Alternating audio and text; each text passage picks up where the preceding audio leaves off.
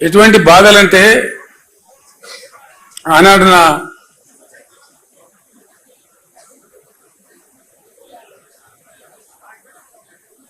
అడ్వైజర్గా సహచరునిగా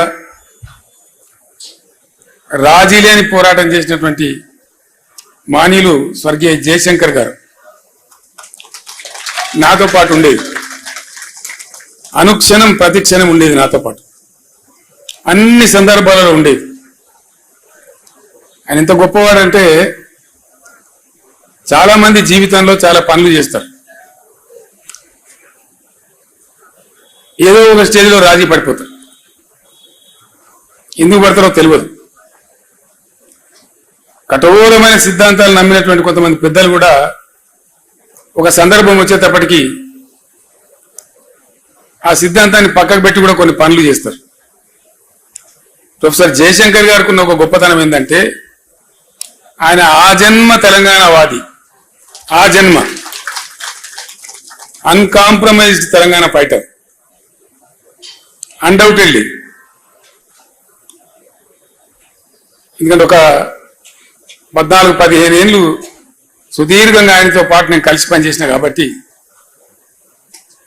అనేక సందర్భాలలో ప్రయాణంలో కావచ్చు, ప్రస్థానంలో కావచ్చు, చర్చలలో కావచ్చు, ఎంత గొప్పవాడు ఆయన అంటే ఈ టైంలో నేను ఆయన స్మరించుకోకుండా ఉండలేను. అట్లాంటి మనుషులు అరుదుగా ఉంటారు ప్రపంచంలో.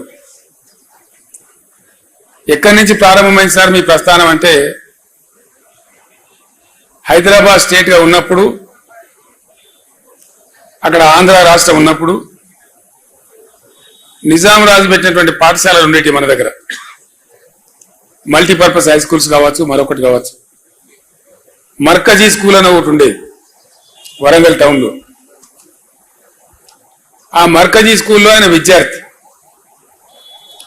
విద్యార్థిగా ఉండే టైంలో ఆంధ్ర ప్రాంతం నుంచి ఉన్నటువంటి ఆనాటి అయ్యదేవర కాళేశ్వరరావు వగైరా వగైరా వ్యక్తులు వచ్చి తెలంగాణ ప్రజలను మానసికంగా సిద్ధం చేయడానికి కొన్ని ప్రయత్నాలు చేసేవాళ్ళు.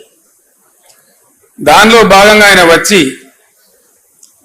మీ తెలంగాణ భాష మొత్తం చెడిపోయింది, కులిపోయింది, మీ తెలంగాణ భాషలో బాగా ఉర్దూ ఉంటుంది, మీది స్వచ్ఛమైన తెలుగు కాదు అని ఒక హేళన చేసినట్టుగా మాట్లాడుతూ మీరు సంస్కరించబడాలి, మిమ్మల్ని సంస్కరించడానికి మేము ఆంధ్ర ప్రాంతం నుంచి వస్తాం అంటే వీళ్ళు లేచి జై తెలంగాణ అని చెప్పి పిడికిలు బిగించి రాళ్ళు విసిరేస్తే మొట్టమొదటి లాఠీ చార్జ్ అక్కడ జరిగింది వరంగల్ ఆ విద్యార్థుల మీద. అంతకు ముందు కూడా ఖమ్మంలో కొంత జరిగింది, కానీ ఇది తెలంగాణ ఏర్పాటు అయిన తర్వాత ఖమ్మంలో జరిగింది. తెలంగాణ ఏర్పడక ముందు హైదరాబాద్ స్టేట్ గా ఉన్నప్పుడు జరిగిన సంఘటన ఇది. అక్కడి నుంచి ఆయన ఏ రోజుకైనా సరే తెలంగాణ తన అస్తిత్వాన్ని కోల్పోకూడదు, తెలంగాణ తెలంగాణగానే ఉండాలి అని మనసులో పూర్తిగా బాగా సంకల్పం తీసుకొని ఆయన జీవితకాలం అంతా కూడా పనిచేసిండు. ఎట్లా చూస్తే అట్లా, ఆయనకి ఎంత చేతనైతే అట్లా. ఆనాడు ఉన్నటువంటి ముఖ్యమంత్రి బ్రహ్మానంద రెడ్డి గారు స్వయంగా పిలిచి బెదిరిస్తే కూడా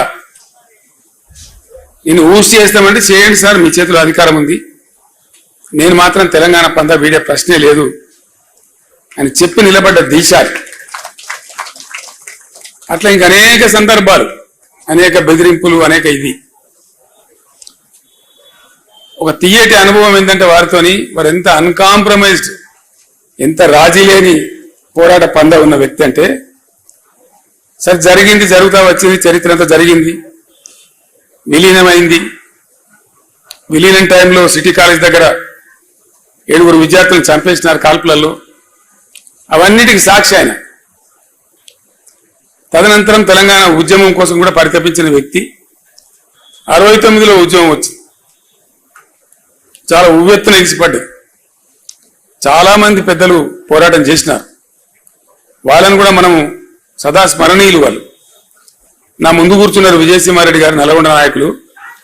వారి తండ్రి గారు బ్రహ్మాండమైనటువంటి కృష్ణారెడ్డి గారు ఆ రోజు పోరాటంలో అగ్రభాగంలో ఉన్నారు. నా పక్కన ఉన్న పోచారం శ్రీనివాసరెడ్డి గారు 69లో ఇక్కడ ఇంజనీరింగ్ కాలేజీ విద్యార్థిగా ఉంటూ పాలిటెక్నిక్ కాలేజీలో అనేక సార్లు లాఠీ దెబ్బలు తిని జైలుకు పోయినారు. ఇట్లా చాలా మంది గురించి చాలా మందికి తెలియదు. అనేకులు పనిచేసినారు, పని చేయలేదని ముచ్చట్లేదు. వారందరూ కూడా మనకు సదా స్మరణీయులు. వాళ్ళందరికీ మనం చేతి మొక్కాల్సిందే. ఉవ్వెత్తిన ఎగిసిపడ్డ ఆ ఉద్యమం కొద్దిగా పందా యొక్క లోపం వల్ల, వ్యూహ లోపం వల్ల అది ఘోరంగా విఫలమైపోయింది. విఫలమైన తర్వాత కూడా జయశంకర్ గారు తన పందా వీడలే. ఆయన రాస్తూనే ఉన్నాడు, సమీకరిస్తూనే ఉన్నాడు, ప్రతి సంవత్సరం బడ్జెట్లు అనాలిసిస్ చేస్తూనే ఉన్నాడు, తెలంగాణకు జరిగే అన్యాయాలను రికార్డు చేస్తూనే ఉన్నాడు. ఆ రోజుల్లో కంప్యూటర్ ఉండేది కాదు. కంప్యూటర్ వచ్చేదాకా, కంప్యూటర్ వచ్చిన తర్వాత కూడా ఆయన రికార్డు చేస్తూనే ఉన్నాడు. చేసి జరుగుతూ ఉండే. నేను అడిగిన ఒక రోజు, జయశంకర్ గారు 69లో ఘోరమైన వైఫల్యం వచ్చింది కదా, ఇంకో విచిత్రమైన విషయం మీకు గుర్తు చేయాలి. నేను ఇవి అవసరం, మనకు తెలియాల్సిన అవసరం ఉంది.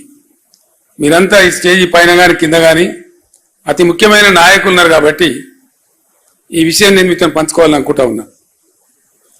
69 ఉద్యమంలో ప్రధానమైనటువంటి అంశం ముల్కీ రూల్స్, చాలా ప్రధానమైన అంశం.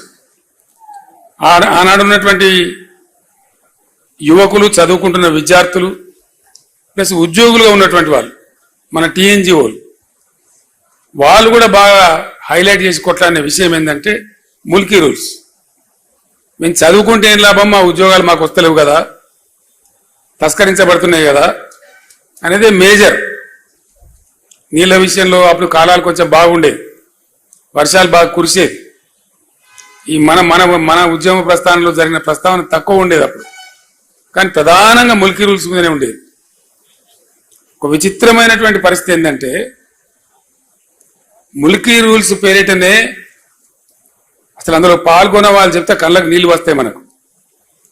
రాజ్భవన్ గేట్ ఎదురుగా ఒక సంఘటన, వాళ్ళు బుల్లెట్లు కొడతా ఉంటే వీళ్ళు రాళ్ళు కొడతా ఉన్నారు, చచ్చిపోతున్నారు. ఇంద్రవల్లిలో గిరిజనులు ఏ విధంగా కొట్లాడినరో, పోలీసు తూటా వస్తా ఉంటే మరో 10 మంది ఉరుకుతా ఉన్నారు. తూటాకు ఎదురుగా తూటా వస్తుంది, నేను చస్తా అని తెలిసి కూడా. అంత ఆవేశపూరితంగా ఉద్యమం జరిగింది. చచ్చిపోయినారు, 8-9 మంది చచ్చిపోయినారు ఆ రైలు పట్టాల మీద పడి, రాజ్భవన్ ఎదురుగానే. అంత బాగా జరిగింది. సరే, ఉద్యమం సమసిపోయింది, తెలంగాణ రాలేదు. ఉద్యమ సందర్భంలో కొత్త పొటమరింపు. ఉద్యమం అయిపోయిన తర్వాత పివి నరసింహారావు గారిని ముఖ్యమంత్రి పెట్టినారు. పివి నరసింహారావు గారు ముఖ్యమంత్రిగా ఉన్నారు. ఆయన కూడా తెలంగాణ బిడ్డ. ఆయన 2 రాష్ట్రాలు కలవాలని ఉండే ఆయనకు పాపం, విశాలాంధ్రలో ఏదో గొప్ప జరుగుతుందని ఆయన కూడా ఆశపడ్డాడు. కానీ మోసం జరిగింది, ఆయన మనసులో ఉంది. ముల్కీ రూల్స్కు సంబంధించిన అంశం పోరాటం నుంచి, ఉద్యమ రూపం నుంచి పోయి లీగల్ బ్యాటిల్గా మారి సుప్రీంకోర్టులో పెండింగ్లో ఉంది. కరెక్ట్గా 73లో పివి గారు ముఖ్యమంత్రిగా ఉండే టైంలో సుప్రీంకోర్టు తీర్పిచ్చింది తెలంగాణకు అనుకూలంగా. Mulki rules shall continue for Telangana అనగానే ఆంధ్రాలో జయాంధ్ర మూవ్మెంట్ పెట్టింది. జయాంధ్ర ఉద్యమం పెట్టి చాలా ఘోరంగా జరిగింది. అది కూడా అక్కడ కూడా 60-70 మంది చనిపోయినారు పోలీస్ కాల్పులలో, వందలాది వేలాది మంది అరెస్ట్లు అయినారు. చాలా ఒక 5-6 నెలల పాటు బీభత్సంగా జరిగింది. అది కూడా మళ్ళీ ఢిల్లీ ఆ ఆంధ్ర ప్రాంతంలో జరిగిన ఉద్యమాన్ని మాత్రమే పరిగణలోకి తీసుకొని సుప్రీంకోర్టు తీర్పును కాలరాస్తూ రాజ్యాంగ సవరణ చేసింది. నేను ఎందుకు చెప్తున్నా ఈ అంశం ప్రధానంగా అంటే 69లో ఉద్యమం కూలిపోయి నిరాశకు గురైన తెలంగాణ ఇక లెవ్వలే. ఏ ముల్కీ రూల్స్ కోసమైతే రాజ్భవన్ గేట్ కాడ 8-9 మంది విద్యార్థులు చచ్చిపోయే పరిస్థితి వచ్చిందో, అంత ఆవేశపూరితంగా జరిగిందో, ఒక్క విద్యార్థి కాలేజీ లేడండి, యూనివర్సిటీ లేడు. నేను చిన్న పిల్లవాడిని 9వ తరగతిలో ఉన్నప్పుడు సిద్దిపేటలో బై ఎలక్షన్ వస్తే అప్పటి టీపీఎస్ అధ్యక్షుడు మదన్ మోహన్ గారు అక్కడ పోటీకి వచ్చారు. డాక్టర్ చెన్నారెడ్డి గారు తదితరులతో వచ్చి మా ఇంట్లోనే క్యాంప్ ఉన్నారు వాళ్ళు. మేమంతా వాళ్ళకు భోజనాలు పెట్టేది. పెద్దలు వస్తే మన ఇళ్లలో జనరల్గా ఇంటి వాళ్ళతోనే వడ్డిస్తాం కదా, అట్లా వడ్డించండి. నా చేతితో వడ్డించిన నేను చెన్నారెడ్డి గారికి, రాజారాం గారికి, రాజమల్లు గారికి, అంజయ్య గారికి, ఆనాటి చెన్నారెడ్డి గారి ఉద్యమ సహచరులు ఎందరైతే ఉండరో నేను వడ్డించిన వాళ్ళందరికీ. అట్లా జరిగింది. ఆ టైంలో ఉప ఎన్నికలు కూడా గెలిచినారు. ఇక్కడ నారం జనార్దన్ రావు గారు గెలిచినారు, సిద్దిపేటలో మదన్ మోహన్ గారు గెలిచినారు, చెన్నారెడ్డి గారి నాయకత్వంలో 14-11 ఎంపీలు గెలిచినారు. అయినా కూడా ఆనాడు ఉన్నటువంటి ఇందిరాగాంధీ కనికరించలేదు. కానీ మళ్ళీ అదే ఆంధ్ర ప్రాంతంలో ఉద్యమం వస్తే సుప్రీంకోర్టు తీర్పును కూడా కాలరాసి కర్కశంగా రాజ్యాంగ సవరణ చేసి ముల్కీ రూల్స్ను రద్దు చేసినారు. రద్దు చేస్తే కలిగిన బాధ ఏంటంటే ఉద్యమ స్వరూపాన్ని మనం ఒకసారి ఎనాలిసిస్ చేస్తే ఇక్కడ ఎవ్వడు కుయ్యమనిలే కుట్టుకుమనిలే, అంత నిస్తేజం అయిపోయింది తెలంగాణ. అసలు మాట్లాడిన లేడు. ఆనాడు ఆమోస్ గారు అని చెప్పి టీఎన్జిఓ నాయకుడు ఉండేవాడు, టీఎన్జిఓ అధ్యక్షుడు. ఆయనను కూడా చాలా భయంకరంగా వేధించినారు. పీడీ యాక్ట్ పెట్టినారు, ఉద్యోగం తీసేసినారు, ఎక్స్పెల్ చేసినారు, నెలల తరబడి జైల్లో పెట్టినారు. కానీ ఆయన రాజీ పల్లె. ఆమోస్ గారు కూడా, ఆయన కూడా గొప్ప పోరాట యోధుడు. టీఎన్జిఓలు నిజంగా చాలా గొప్పవాళ్ళు. ఎందుకోసం అంటే టీఎన్జిఓకు చాలా మందికి తెలియదు ఈ విషయం. బ్యాచిలర్ క్వార్టర్స్ ఉంటాయి కదా మొజాంజాయి మార్కెట్లో, ఆ బ్యాచిలర్ క్వార్టర్స్ కట్టింది ఎవరంటే నిజాం రాజు. ఆ రోజు టీఎన్జిఓలు పోయి అడిగితే నిజాం రాజు ఒక ఆఫీస్ కేటాయించినాడు. ఎక్కడ? Bachelor quarters. ఇప్పుడు కూడా ఉంది ఆ ఆఫీస్ టీఎన్జిఓలకు. గాంధీ భవన్ పక్కన ఉండే ఆఫీస్ అని అనుకుంటారు చాలా మంది తెలియక. ఈవెన్ నౌ టీఎన్జిఓలకు ఆ కార్యాలయం ఉంది. సో ఆనాటి ఇవ్వలే వాళ్ళు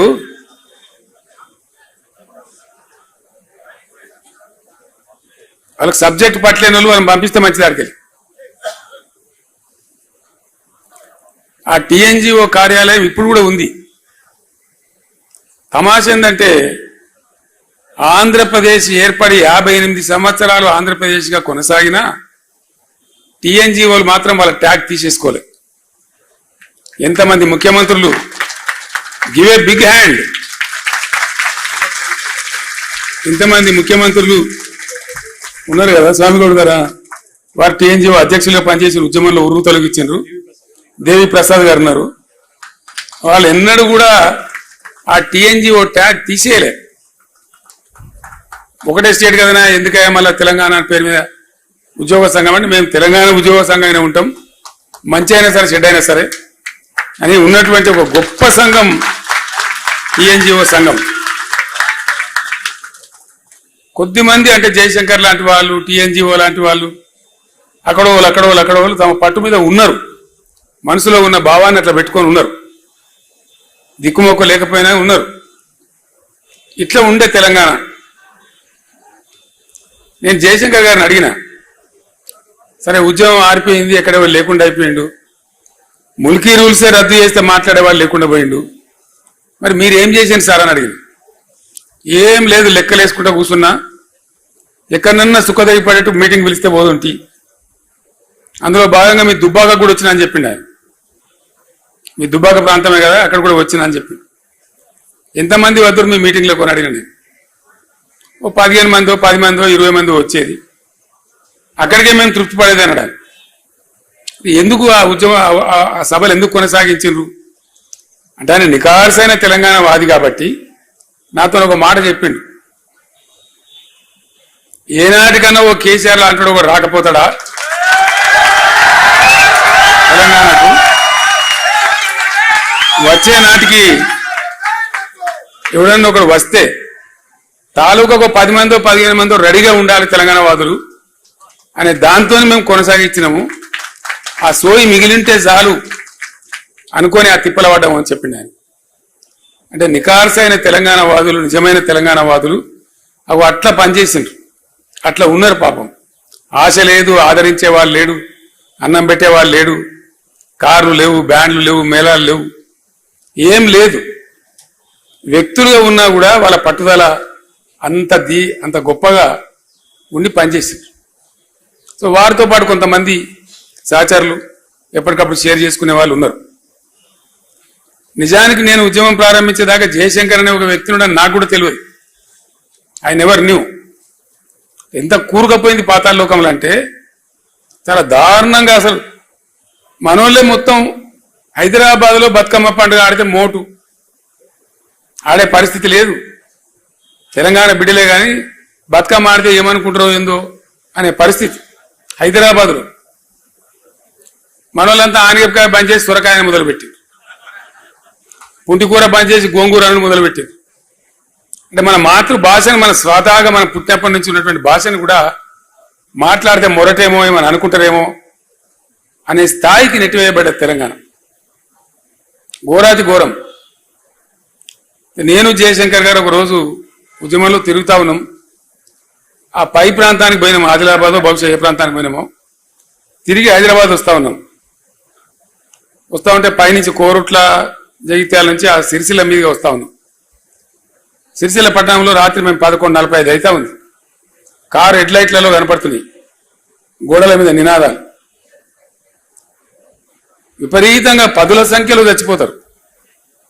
దుబ్బాకలో, పోచంపల్లిలో, సిరిసిల్లలో, ఇంకా అనేక చేనేత ప్రాంతాలలో డజన్ మంది చచ్చిపోడు, 6 చచ్చిపోడు, 7 చచ్చిపోడు ఒకటే రోజు.